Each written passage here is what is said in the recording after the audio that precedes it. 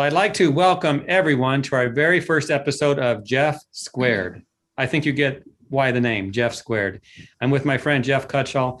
I promise you, after this first episode of this program, it can only get better from here. Jeff Cutshall is my partner in crime. He's a good friend, a fellow industry instructor, and we recently partnered up to produce a special webcast about carpet care. And it went pretty good, so we figured, why stop there? How are you today? Hey, great, Jeff. Thank you. Now, Jeff, you're an expert at these webinars by now. I mean, you did a full one last week. You must feel pretty comfortable. Well, not exactly. So this is my second one. So are you ready to be famous?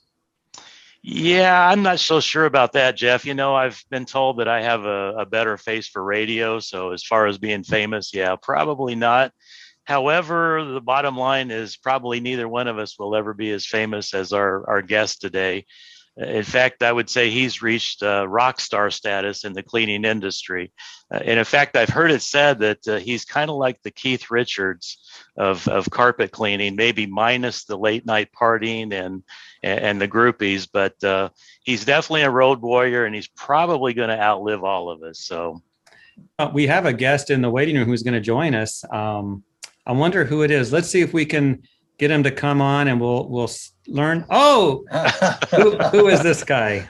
Keith Richards. I always thought of myself more as Mick Jagger. You look a lot like Keith Richards, Bill. Yeah, and I'll tell you what, the whole idea about Keith is, that he shouldn't be alive, and I still am. And one other thing I want to show that you guys probably really brought me on here. See this stuff up here, all right? Yeah, we see it. You guys, somebody had to bring some hair to the show. Otherwise, you're going to think that all carpet cleaners lost their hair because of all those chemicals. Well, pull on it, Bill. Let's see if it stays in there, okay? Of course, you're our first guest.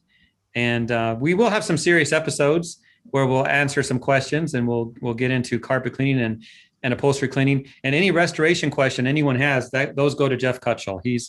He loves restoration. Oh, yeah. That's my expertise. Yeah.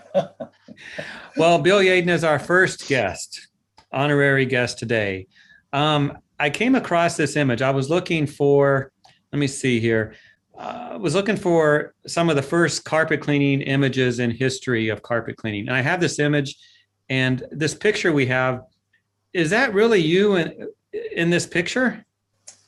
Okay, so yes, that was me. But what you can't see in the picture is I'm standing in front of Barry Costa, right? And so that's why you can't see him, right? Because as usual, even in the old days, I towered over the poor boy.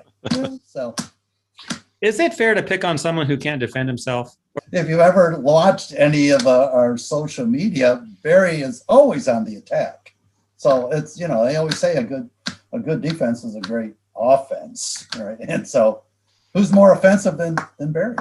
Yes, very, very true. Well, I tell you what, since we had that picture and we're talking about old carpet cleaning, and Jeff made a comment the other day that you probably used to clean with a horse and buggy. So if you want to get mad at someone, it's him. What was it like back in the day, back in the early days? Well, back in the early days, of course, I don't know if you saw the picture of Doyle, that he had a truck mounted vacuum cleaner. We were still shoveling, at that point in time.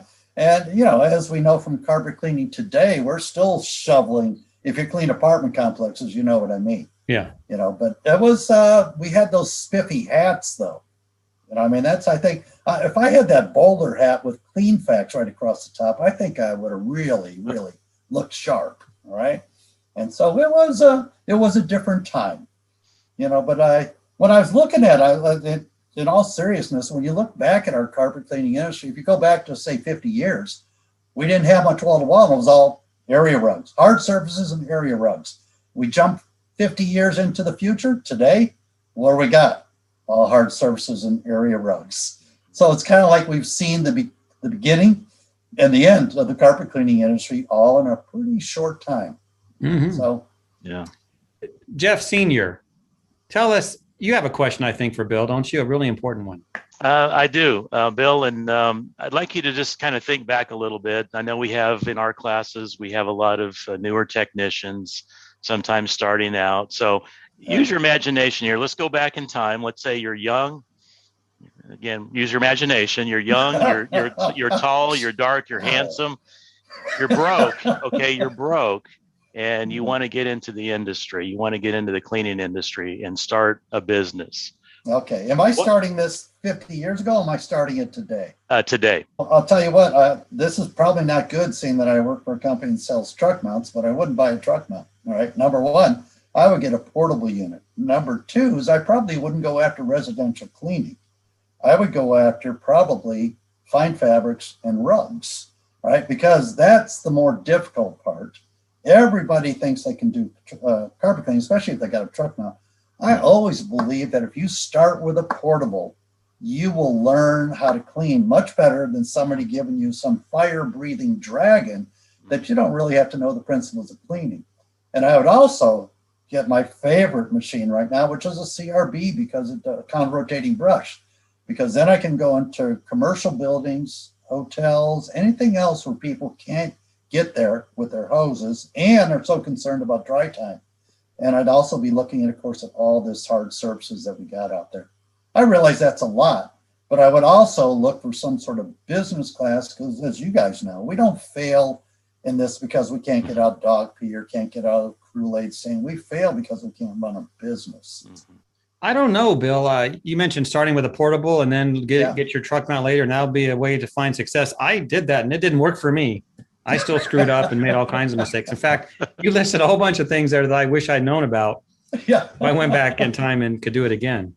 Yeah, exactly. It's just kind of like, I started with the equipment that I used. It was a truck mount. I won't name names right here, but it was a portable too, a 240-pound portable without water.